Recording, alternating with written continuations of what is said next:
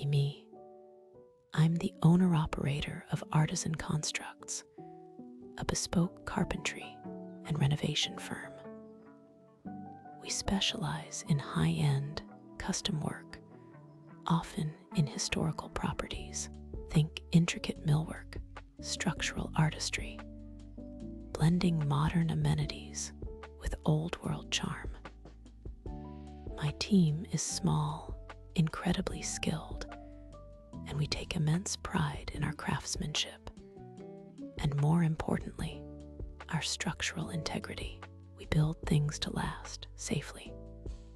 Be not me, Helena von Liechtenstein, heiress to a vaguely defined old money fortune. Her latest project, transforming the dilapidated Hawthorne Manor, a sprawling historical estate outside the city, into a personal museum and exclusive event space. She envisions herself as a patron of the arts, but mostly she's just a patron of her own ego, and she was about to become my client. Our first meeting set the tone.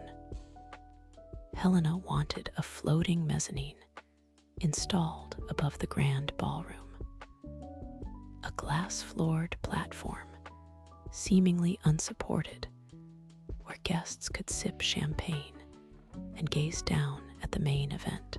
I immediately flagged it. The manor was built in the 1890s. Its original structure was never designed for such a dynamic load, especially not over a ballroom ceiling.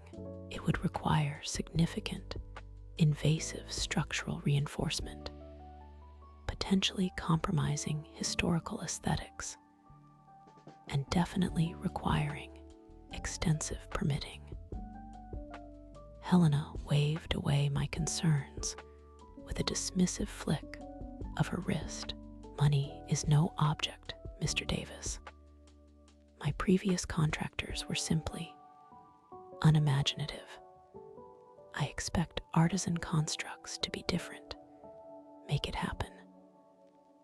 I wrote a detailed proposal outlining the structural challenges, the necessary permits, and the associated costs, specifically highlighting the load-bearing limitations. She signed it without reading, or so it seemed. The escalation began swiftly. During the initial design phase, Helena became fixated on the floating aspect. She demanded the mezzanine have absolutely no visible supports. Our engineers proposed elegant steel columns discreetly integrated into the existing architecture. She rejected them. It ruins the illusion, Mr. Davis. I want it to appear as if it's held by magic. Use your engineering ingenuity. I explained the laws of physics. She explained the power of her vision. My engagement gala will be held here, she declared, gesturing grandly at the still unfinished ballroom. It needs to hold everyone. We had already calculated for a generous 150 guests on the mezzanine, a figure approved by the city's building department for the reinforced structure. This was the absolute maximum, even with our innovative but constrained design. I explicitly stated this in meeting minutes and follow-up emails. Helena just smiled, as if these were trivial details, not fundamental safety limits. Then came the material changes. She discovered a particular type of imported, highly polished black marble for the mezzanine floor. It was breathtakingly beautiful and hideously heavy.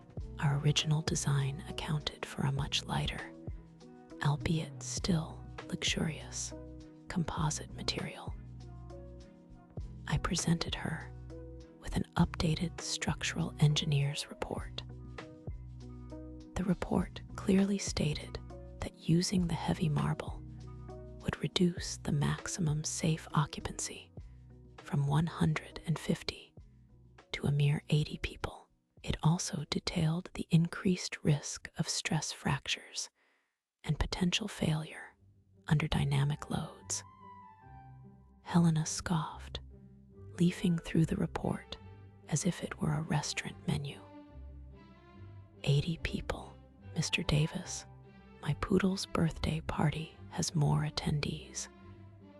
This is simply unacceptable. You just need to try harder. I saw this marble in a magazine.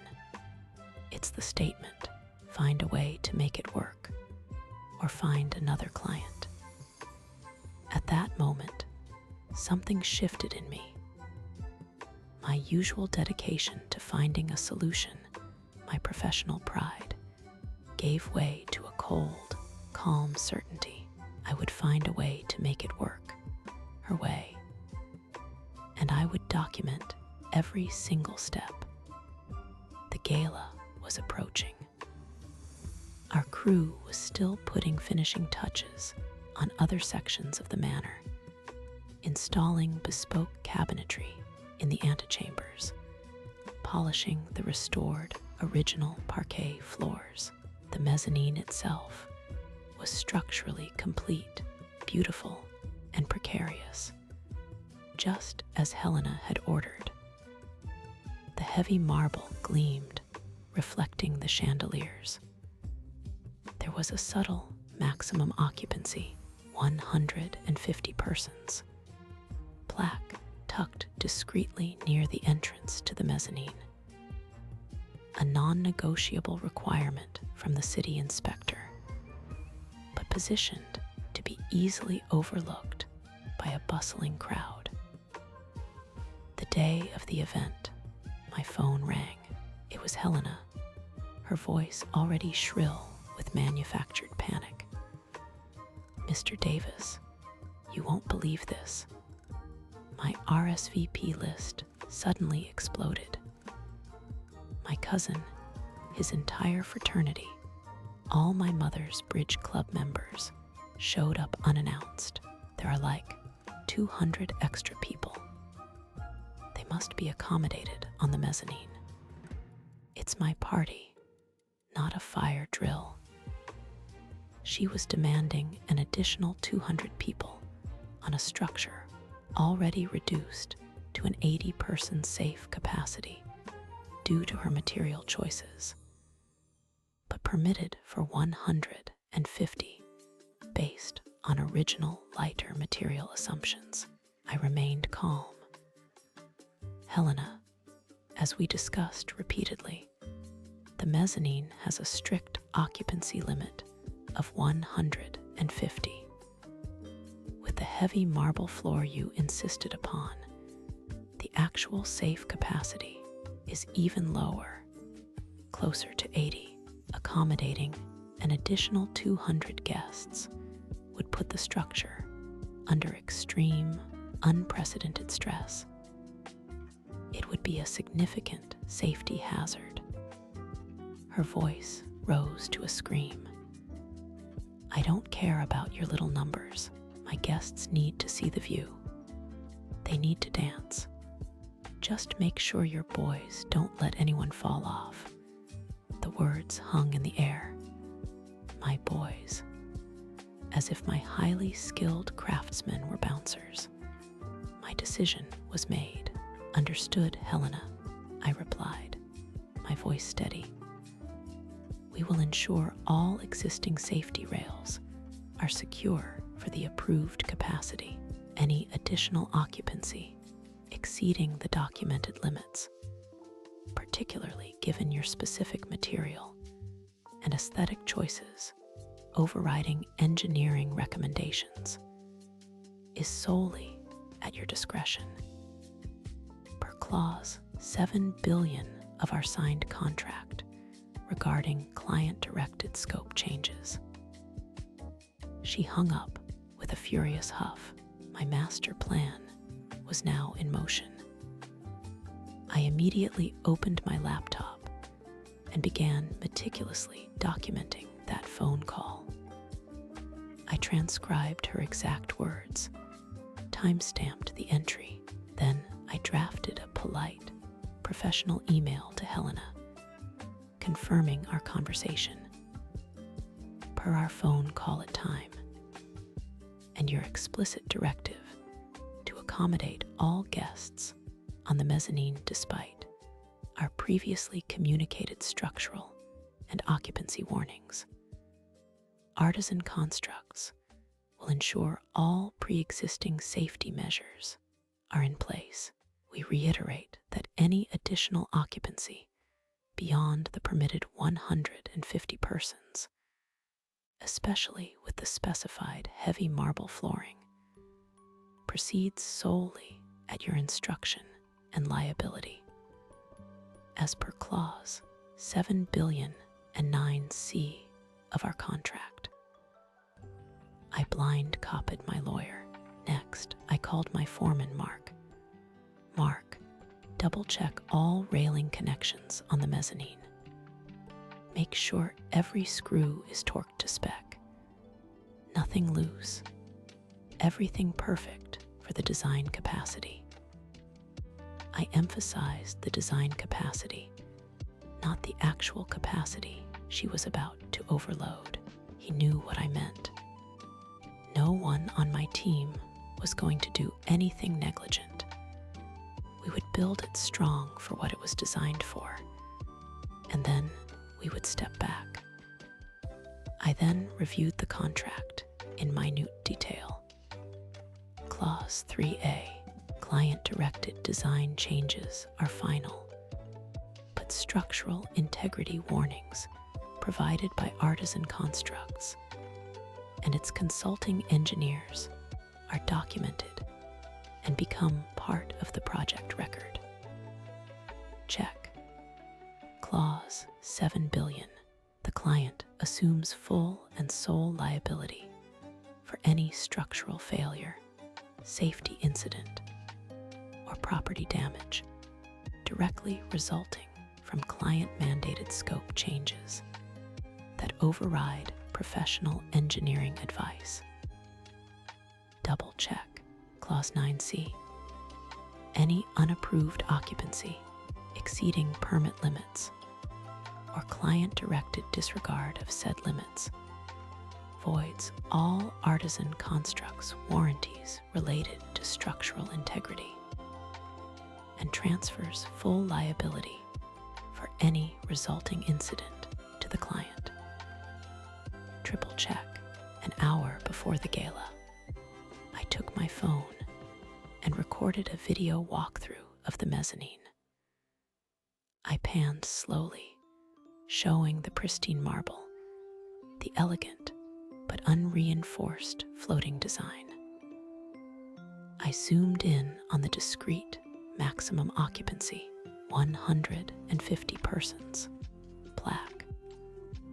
I recorded myself saying, mezzanine structurally sound for approved 150 person occupancy.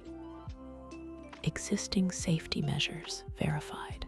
Client has directed an additional 200 plus guests to be accommodated, overriding all warnings.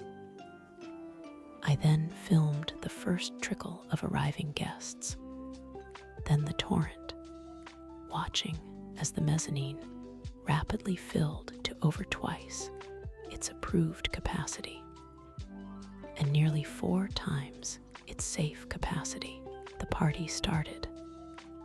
I positioned myself in a discreet corner of the main ballroom, ostensibly for final visual checks of the other finishes.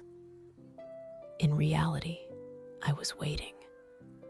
The music thumped, laughter echoed.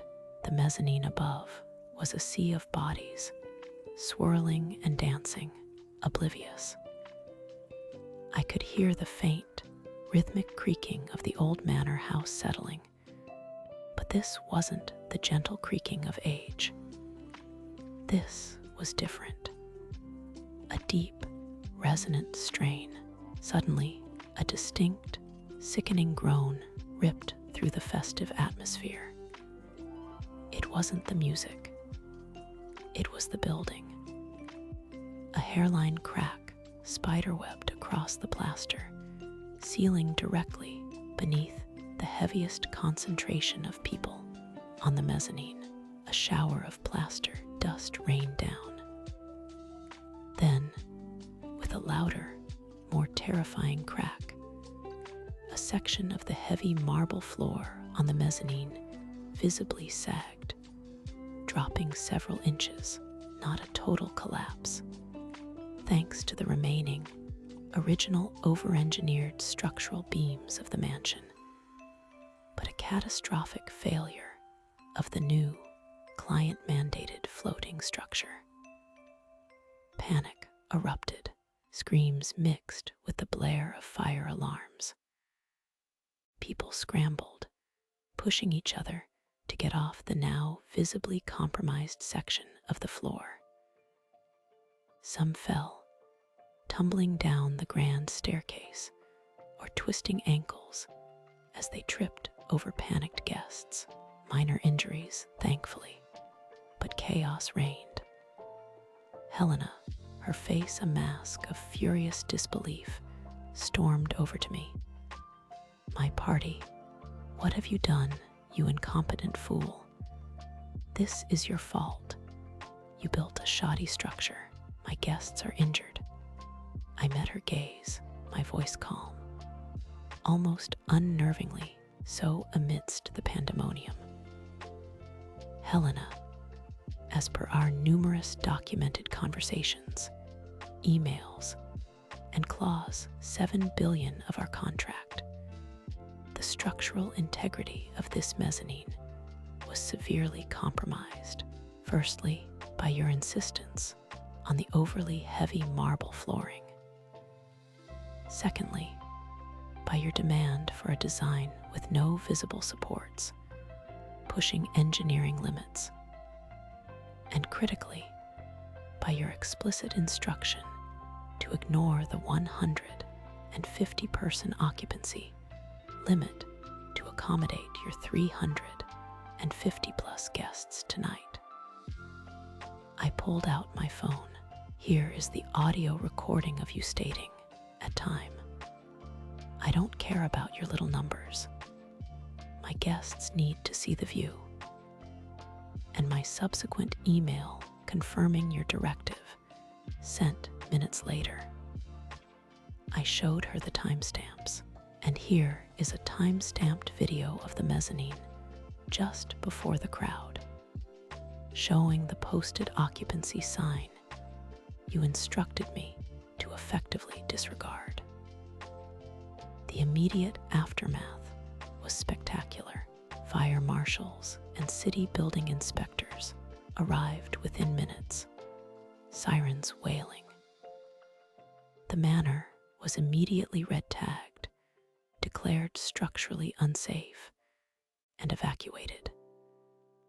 Helena was hysterical, but her protests fell on deaf ears as I calmly presented my meticulous documentation, the engineer reports, the signed contracts with her initials on every warning, the emails, the audio recording, the videos.